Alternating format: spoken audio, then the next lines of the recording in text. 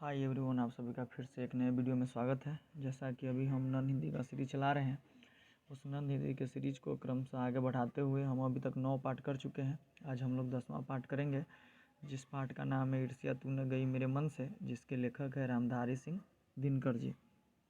तो आइए पहले इस चैप्टर को शुरू करने से पहले हम लोग इस चैप्टर से संबंधित जो शब्दार्थ है उस शब्दार्थ को देख लेते हैं, फिर हम लोग आगे बढ़ेंगे इस चैप्टर में।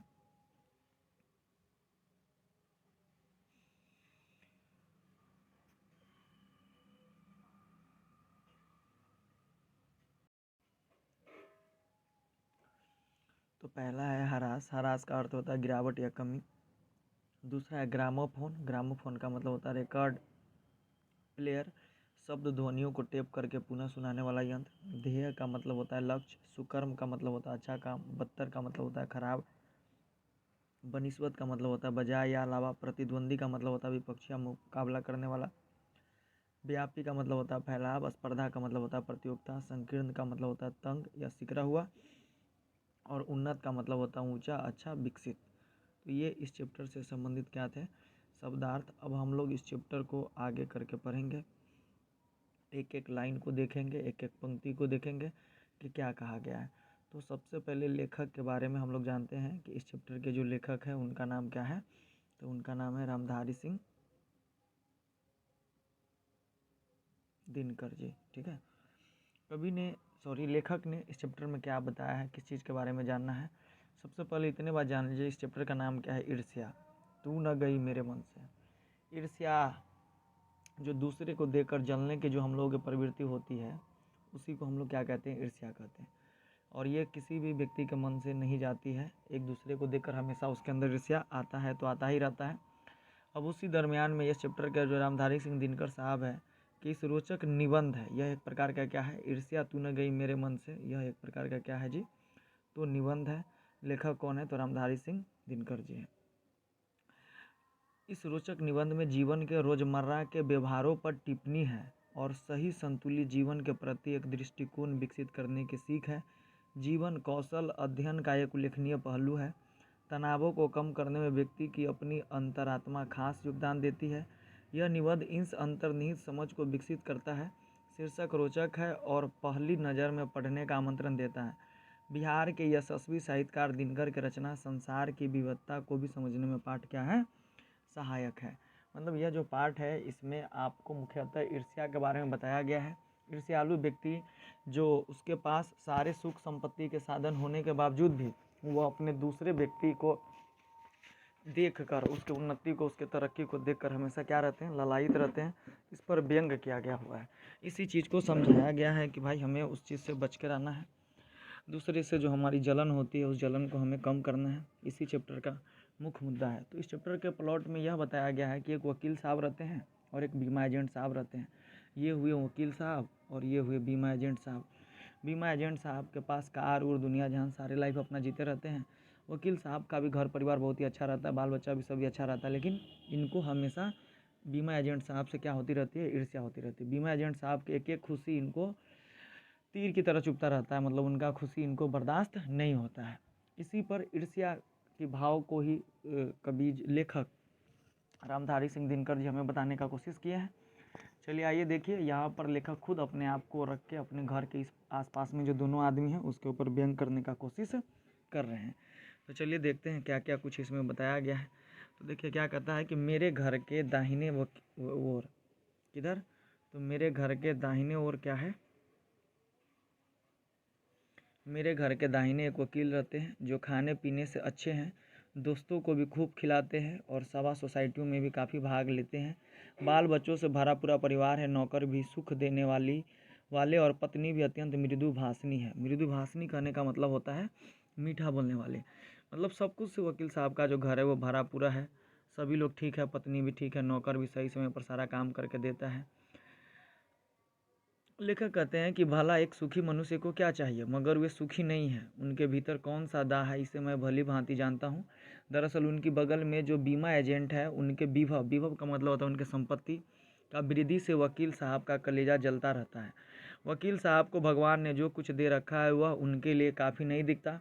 वे इस चिंता में भूने जा रहे हैं कि काश एजेंट की मोटर उसकी मासिक आय और उसकी तर्क भरक भी मेरी हुई होती। मतलब एजेंट साहब के पास जो इतना सारा कुछ है, इस सबसे वकील साहब को क्या हो रहा है, तो जलन हो रहा है। लेखक कहते हैं कि ईर्ष्या का यही अनोखा वरदान है। जिस मनुष्य के हृदय में ईर्ष्या घर बना लेती है वह उन चीज़ों से आनंद नहीं उठाता जो उसके पास मौजूद है। अर्थात वकील साहब के पास इतना सारा कुछ है, लेकिन वो बीमा एजेंट साहब के तरक्की को देखकर क्या हो रहा है, दुखी हो रहे हैं, उदास हो रहे हैं, अपने जो उनके पास उन चीज़ का आनंद नहीं ले रहे, बल्कि उन वस्तुओं से दुख उठाता है जो दूसरों के पास है। वो अपनी तुलना दूसरों के साथ करता है और इस तुलना में पक्ष के सभी अभाव उसके हृदय पर दंश मारते रहते हैं। दंश के इस दाह को भोगना कोई अच्छी बात नहीं है, मगर ईर्ष्यालु मनुष्य करे भी तो क्या, आदत से लाचार होकर उसे यह वेदना भोगनी पड़ती है। एक उपवन को पाकर भगवान को धन्यवाद देते हुए उसका आनंद नहीं लेना और बराबर इस चिंता में निमग्न रहना कि इससे भी बड़ा उपवन क्यों नहीं मिला, एक ऐसा दोष जिससे कोई ईर्ष्यालु व्यक्ति का चरित्र भी भयंकर हो उठता है।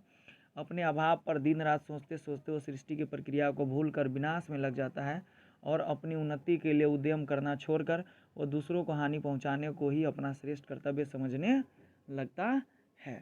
यही काम है किसका, वकील साहब को। बीमा एजेंट साहब का सारा कुछ को देखकर अपने आप को कष्ट में पहुंचाए जा रहे हैं। उनके पास जो भी कुछ उपलब्ध है उसका एंजॉय, आनंद नहीं ले पा रहे, उनका सुख सुविधा वो नहीं ले पा रहे, बशर्ते बीमा एजेंट साहब के पास जो भी कुछ है उसको देख देकर अपने आप को कष्ट में डाल रहे हैं। अब आगे चलते हैं। ईर्ष्या की बड़ी बेटी का नाम निंदा। ये क्वेश्चन पूछता है कि ईर्ष्या की बड़ी बेटी का नाम क्या है, निंदा। जो व्यक्ति ईर्ष्यालु होता है वही व्यक्ति बुरे किस्म का निंदक भी होता है। दूसरों की निंदा वो इसलिए करता है कि इस प्रकार दूसरे लोग जनता अथवा मित्रों की आंखों से गिर जाएंगे और तब जो स्थान रिक्त होगा उस पर अन्यास मैं ही बिठा दिया जाऊंगा। मगर ऐसा ना आज तक हुआ और न होगा। दूसरों को गिराने की कोशिश तो अपने को बढ़ाने की कोशिश नहीं कही जा सकती। एक बात और है कि संसार में कोई भी मनुष्य निंदा से नहीं गिरता, उसके पतन का कारण अपने ही भीतर के सद्गुणों का ह्रास होता है। इसी प्रकार कोई भी मनुष्य दूसरों की निंदा करने से अपनी उन्नति नहीं कर सकता। उन्नति तो उसकी तभी होगी जब वो अपने चरित्र को निर्मल बनाए तथा अपने गुणों का क्या करे, विकास करे। ऐसा नहीं कि आप दूसरे को देखकर उसका निंदा करें, उसके बारे में बुराई करें और जिसके सामने आप बुराई करें उससे उम्मीद करें कि ये आदमी हमें क्या समझने लगे तो अच्छा समझने लगे। ऐसा कभी नहीं होता है। अगर आप किसी को बुराई करके, किसी के बारे में उल्टा पुल्टा बोलकर, झूठा बातें को फैलाकर सोचते हैं कि आप अच्छा कहलाएंगे, तो ऐसा संभव नहीं है। ऐसा कोई भी इंसान आपको जगह देने वाला नहीं है कि आप जो सोच रहे हैं। तो आपके अंदर इस तरह की बात कैसे अच्छा होगी, तो अपने अंदर अपने चरित्र को निर्मल बनाना पड़ेगा और अपने गुणों का क्या करना पड़ेगा, विकास करना पड़ेगा। वो जो बुरा गुण है दूसरे का क्या करना, निंदा करना, इसे हटाना पड़ेगा। ईर्ष्या का काम है जलाना है, मतलब आप दूसरे को देखकर जल रहे हैं, मगर सबसे पहले वो उसी को जलाती है जिसके हृदय में उसका जन्म होता है। आप भी ऐसे बहुत से लोगों को जानते होंगे जो ईर्ष्या और द्वेष की साकार मूर्ति है और जो बराबर इस फिक्र में ही रहते हैं कि कहाँ सुनने वाले मिले, कि अपने दिल का गुबार निकालने का मौका मिले। श्रोता मिलते उनका ग्रामोफोन बजने लगता है, जैसे ही मिला बस अपना बकैती को क्या कर देते हैं, शुरू कर देते हैं और दूसरे के बारे में हिनाई करना क्या कर देते हैं, शुरू कर देते हैं। जिनसे उनको ईर्ष्या रहती है, वो ऐसा है, वो खराब है, उसके अंदर कोई अच्छा गुण है, उन लोग सबसे देख के जलता है। इस तरह का मतलब जो गुण, जो जलन इनके अंदर आता है वो सब दूसरे के ऊपर ये मरना क्या कर देते हैं, शुरू कर देते हैं। और वे बड़ी होशियारी के साथ एक एक कांड इस ढंग से सुनाते हैं मानो विश्व कल्याण को छोड़कर उनका और कोई ध्येय नहीं हो। मगर जरा उनके अपने इतिहास को भी देखिए और समझने की कोशिश कीजिए कि जब से उन्होंने सुकर्म का आरंभ किया है तब से वो अपने इस क्षेत्र में आगे बढ़े या पीछे हटें। यह भी कि अगर वे निंदा करने में समय और शक्ति का अपव्यय नहीं करते तो आज उनका स्थान कहाँ होता। चिंता को लोग चीता कहते हैं। किसको? चिंता को लोग क्या कहते हैं? चीता कहते हैं। जिसे किसी प्रचंड चिंता ने पकड़ लिया है उस बेचारे की ज़िंदगी ही खराब हो जाती। कहा जाता है सोच से शरीर घटे, चिंता से चतुराई, और भी कुछ कहा गया है अज्ञान से लक्ष्मी घटे, इस तरह की बात कहा जाता है। तो किंतु ईर्ष्या शायद चिंता से भी बदतर चीज़ है, क्योंकि वह मनुष्य के मौलिक गुणों को ही कुंठित बना डालती है। मृत्यु शायद फिर भी श्रेष्ठ है बनिस्बत इसके कि हमें अपने गुणों को कुंठित बनाकर जीना पड़े। चिंता दग्ध मनुष्य समाज की दया का पात्र है, किंतु ईर्ष्या से जला भुना आदमी जहर की एक चलती फिरती गठरी के समान है जो हर जगह वायु को दूषित करती फिरती है। देखिए यह एक निबंध है किसके ऊपर? ईर्ष्या के ऊपर। तो ईर्ष्या के गुण अवगुण सारे चीज़ को इसमें बताया गया है। आपसे मैं यही उम्मीद करूंगा कि आप ध्यान से इसको लाइन बाय लाइन पढ़ते चलिए और चिंता के हर एक बारे को, विषय को, पक्ष को देखते जाइए। अच्छाई वाले पक्ष, बुराई वाले पक्ष, दोनों पक्ष को देखिए। कहता है क्या कि ईर्ष्या मनुष्य का चारित्रिक दोष ही नहीं है, प्रत्युत इससे मनुष्य के आनंद में भी बाधा पड़ती है। जब भी मनुष्य के हृदय में ईर्ष्या का उदय होता है, सामने का सूर्य उसे मध्यम सा दिखने लगता है, पक्षियों के गीत में जादू नहीं रह जाता, फूल तो ऐसे हो जाते हैं मानो वे देखने योग्य ही नहीं हो। आप कहेंगे कि निंदा के बांध से अपने प्रतिद्वंदियों को बेध कर हंसने में एक आनंद है, और यह आनंद ईर्ष्यालु व्यक्ति का सबसे बड़ा पुरस्कार है। मगर यह हंसी मनुष्य की नहीं, राक्षस की हंसी होती है, और आनंद भी दैत्यों का आनंद होता है। अर्थात दूसरे को उपहास उड़ा के, दूसरे का मजाक उड़ा के अगर आप आनंदित अपने आप को समझिएगा तो वो आनंद आनंद नहीं है, वो दैत्यों का आनंद है। आगे है, ईर्ष्या का संबंध प्रतिद्वंदियों से होता है, क्योंकि भिखमंगा करोड़पति से ईर्ष्या नहीं करता। यह एक ऐसी बात है जो ईर्ष्या के पक्ष में भी पड़ सकती है, क्योंकि प्रतिद्वंदियों से भी मनुष्य का विकास होता है। किंतु अगर आप संसार व्यापी सुयश चाहते हैं तो आप रसेल के मतानुसार शायद नेपोलियन से स्पर्धा करेंगे। मगर याद रखिए कि नेपोलियन भी सीजर से स्पर्धा करता था, और सीजर सिकंदर से तथा सिकंदर हरक्यूलस से। जिस हरक्यूलस के बारे में इतिहास का यह मत है कि वह कभी पैदा ही नहीं हुआ। ईर्ष्या का एक पक्ष सचमुच ही लाभदायक हो सकता है, जिसके अधीन हर आदमी, हर जाति और हर दल अपने को प्रतिद्वंदियों का समकक्ष बनाना चाहता है। किंतु यह तभी संभव है जबकि ईर्ष्यालु व्यक्ति यह महसूस करता है कि कोई चीज़ है जो उसके भीतर नहीं है, कोई वस्तु है दूसरों के पास है, किंतु वह यह नहीं समझ पाता है कि इस वस्तु को प्राप्त कैसे करना चाहिए। गुस्से में आकर वह अपने किसी पड़ोसी, मित्र या समकालीन व्यक्ति को अपने से श्रेष्ठ मानकर उससे जलने लगता है, जबकि वे लोग भी अपने आप से शायद वैसे ही असंतुष्ट होते हैं। आपने यह भी देखा होगा कि शरीफ लोग अक्सर यह सोचते हुए अपना सिर खुजलाया करते हैं कि फला आदमी मुझसे क्यों जलता है। ये सही बात है। जो अच्छे लोग होते हैं उनको लगता रहता अंदर से कि हमसे देखकर जल रहा है, मैंने तो उसका कुछ नहीं बिगाड़ा, और अमुक व्यक्ति इस कदर मेरी निंदा में क्यों लगा हुआ है। सच तो यह है कि मैंने सबसे अधिक भलाई उसकी ही की है। ये सोचते हैं मैं तो पाक साफ हूँ, मुझ में किसी भी व्यक्ति के लिए दुर्भावना नहीं, बल्कि अपने दुश्मनों को भी मैं भलाई सोचा करता हूँ। फिर ये लोग मेरे पीछे क्यों पड़े हुए हैं। मुझ में कौन सा वह ऐब है जिसे दूर करके मैं इन दोस्तों को चुप कर सकता हूँ। ईश्वरचंद्र विद्यासागर जब इस तजुर्बे से होकर गुजरते हैं तब उन्होंने एक सूत्र कहा, तुम्हारी निंदा वही करेगा जिसकी तुमने भलाई की है।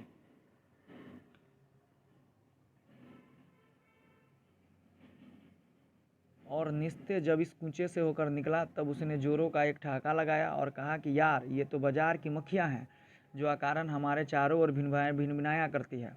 ये सामने प्रशंसा और पीछे पीछे निंदा किया करती है।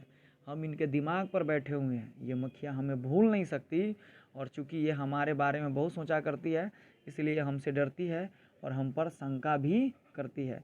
ये मक्खियाँ हमें सज़ा देती है हमारे गुनों के लिए। ऐब को तो ये माफ़ कर देंगी, क्योंकि बड़ों के ऐब को माफ़ करने में भी एक शान है, जिस शान का स्वाद लेने को ये मक्खियाँ तरस रही है। तो यही बात है निंदक व्यक्ति के लिए और ईर्ष्यालु व्यक्ति के लिए। अब देखिए आगे क्या है।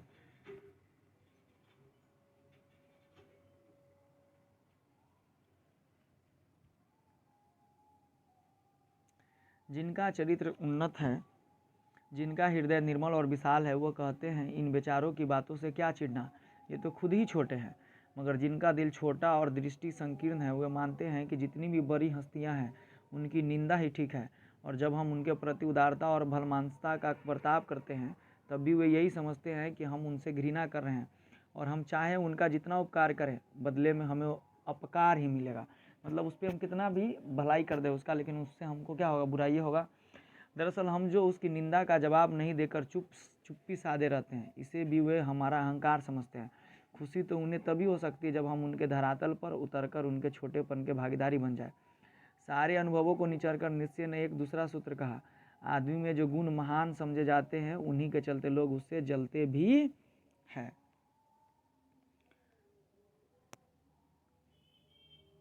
तो ईर्ष्यालु लोगों से बचने का क्या उपाय है? तो निश्चय कहता है, इसको अंडरलाइन से पढ़िएगा, बाजार की मक्खियों को छोड़कर एकांत की ओर भागो। जो कुछ भी अमर तथा महान है उसकी रचना और निर्माण बाजार तथा सुएज से दूर रहकर किया जाता है। जो लोग नए मूल्यों का निर्माण करने वाले हैं वे बाजारों में नहीं बसते, वे शोहरत के पास भी नहीं रहते हैं। जहाँ बाजार की मक्खियाँ नहीं भिनकती वह जगह एकांत है। यह तो हुआ ईर्ष्यालु लोगों से बचने का उपाय। किंतु ईर्ष्या से आदमी कैसे बच सकता है? ईर्ष्या से बचने का उपाय मानसिक अनुशासन है। पूछता है कि ईर्ष्या से बचने का उपाय क्या है, तो मानसिक अनुशासन है। जो व्यक्ति ईर्ष्यालु स्वभाव का है उसे फालतू बातों के बारे में सोचने की आदत छोड़ देनी चाहिए। उसे यह भी पता लगाना चाहिए कि जिस स्वभाव के कारण वो ईर्ष्यालु बन गया है उसकी पूर्ति की रचनात्मक तरीका क्या है। जिस दिन उसके भीतर यह जिज्ञासा जागेगी उसी दिन से वह ईर्ष्या करना कम कर देगा। अर्थात इस चैप्टर में हम लोग देखें कि ईर्ष्या के लोगों को क्या करना चाहिए, त्याग करना चाहिए। लोगों को ईर्ष्या नहीं करनी चाहिए, आपस में प्रेम भाव से रहना चाहिए। जो वस्तु उसको मिला है, जो अपने वो परिश्रम से अर्जित करता है, उसी वस्तु का उपभोग करके उसी वस्तु से आनंद लेकर अपनी ज़िंदगी को आगे बढ़ाना चाहिए। तो चलिए आइए देखते हैं इस चैप्टर से क्या क्या क्वेश्चन बोर्ड एग्जाम में पूछा गया है। एक एक क्वेश्चन को हम लोग देखने का क्या करते हैं, प्रयास करते हैं। तो इस चैप्टर से पहला क्वेश्चन पूछा गया है कि चिंता को लोग क्या कहते हैं, तो चिंता को लोग चीता कहते हैं, एक का ये ऑप्शन सही है। दूसरा है कि बाजार की मक्खियों को छोड़कर एकांत की ओर भागो, ये किसने कहा, दयानंद ने, नीत्शे ने, महात्मा गांधी ने, विवेकानंद ने, तो नीत्शे जी ने कहा, नीत्शे ने कहा। तीसरा क्वेश्चन है कि ईर्ष्या तू न गई मेरे मन से शीर्षक पाठ में कहा गया है कि जिसे किसी प्रचंड चिंता ने पकड़ लिया उस बेचारे की जिंदगी ही खराब हो जाती है, यानी 3 का सी ऑप्शन सही है। चौथा क्वेश्चन है कि सही संतुलित जीवन के प्रति एक दृष्टिकोण विकसित करने की सीख किस शीर्षक पाठ से मिलती है, तो यह जो हमें सीख मिलती है ईर्ष्या तू न गई मेरे मन से, इस पाठ से हमें इसका सीख मिलता है। पांचवा क्वेश्चन है कि किनके विभव की वृद्धि से वकील साहब का कलेजा जलता है, तो किनके विभव से, तो बीमा एजेंट की विभव से।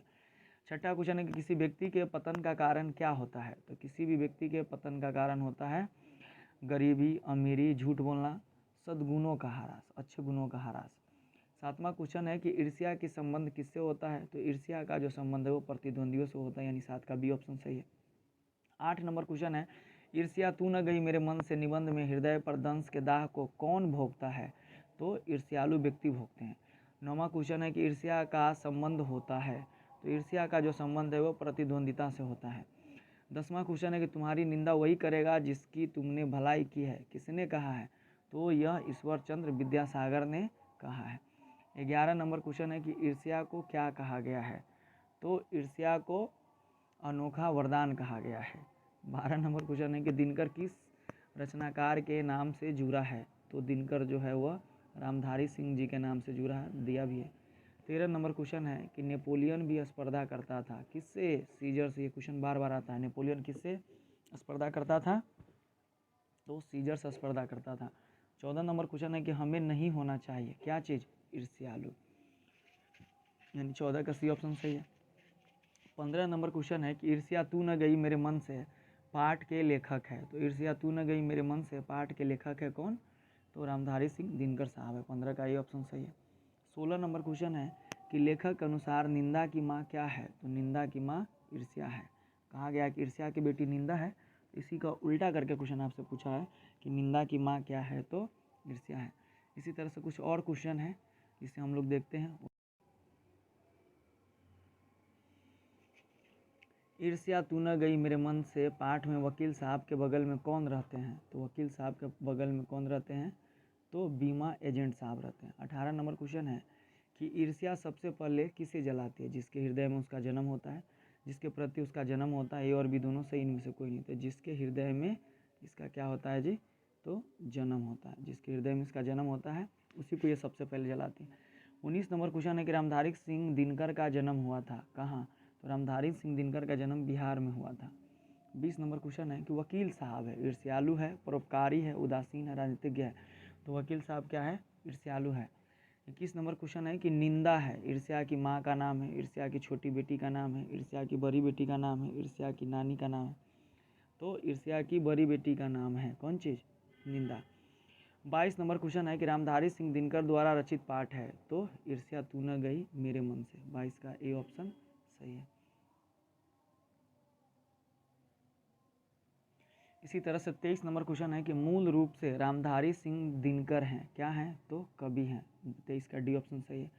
24 नंबर क्वेश्चन है कि यार ये तो बाजार की मक्खिया है जो आकारण हमारे चारों ओर भिनभिनाया करती है, यह पंक्ति है किसका है, तो नीत्शे का पंक्ति है।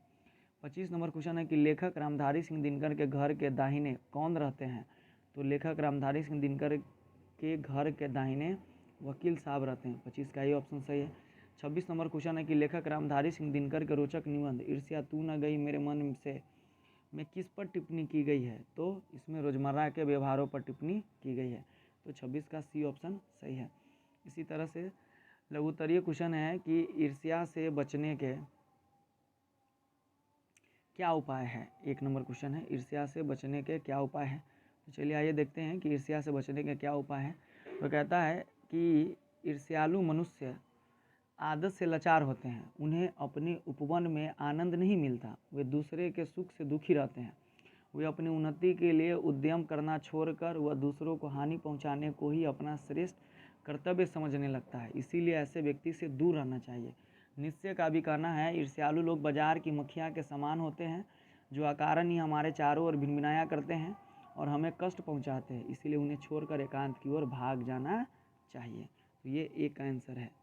इसी तरह से 2 नंबर क्वेश्चन है, ईर्ष्या की अनोखा वरदान, ईर्ष्या को अनोखा वरदान क्यों कहा गया है? तो ईर्ष्या को अनोखा वरदान इसलिए कहा गया है कि जिस मनुष्य में ईर्ष्या घर बना लेती है वह उन चीज़ों से आनंद नहीं उठाता जो उसके पास मौजूद है, बल्कि उन वस्तुओं से दुख उठाता है जो दूसरों के पास है। उसके मन में अपनी वस्तु से संतोष नहीं होता, पराई वस्तु से डाह होती है। इसी तरह से तीसरा क्वेश्चन है कि ईर्ष्या की बेटी किसी और क्यों कहा गया है? तो ईर्ष्या की बेटी का नाम निंदा है, क्योंकि निंदा ईर्ष्या से ही उत्पन्न होती है। जो व्यक्ति ईर्ष्यालु होता है वही व्यक्ति बुरे किस्म का निंदक भी होता है। दूसरों की निंदा वह इसलिए करता है कि इस प्रकार दूसरे लोग जनता अथवा मित्रों की आंखों में गिर जाएंगे और तब जो स्थान रिक्त होगा उस पर अन्यास में ही बिठा दिया जाएगा, यानी दूसरों की निंदा के द्वारा अपना बड़प्पन पाना चाहता है। चौथा क्वेश्चन है कि ईर्ष्या का लाभदायक पक्ष क्या हो सकता है? तो वकील साहब दूसरे के सुख से दुखी हैं, भगवान ने उनके पास सब कुछ दिया है, उनके पास खाने पीने के सभी चीज़ें हैं, उनका परिवार बाल बच्चा से भरा है, उनकी पत्नी सुशील और मृदुभाषिनी में अपनी बगल के पड़ोसी बीमा एजेंट के वैभव देखकर क्या रहते हैं?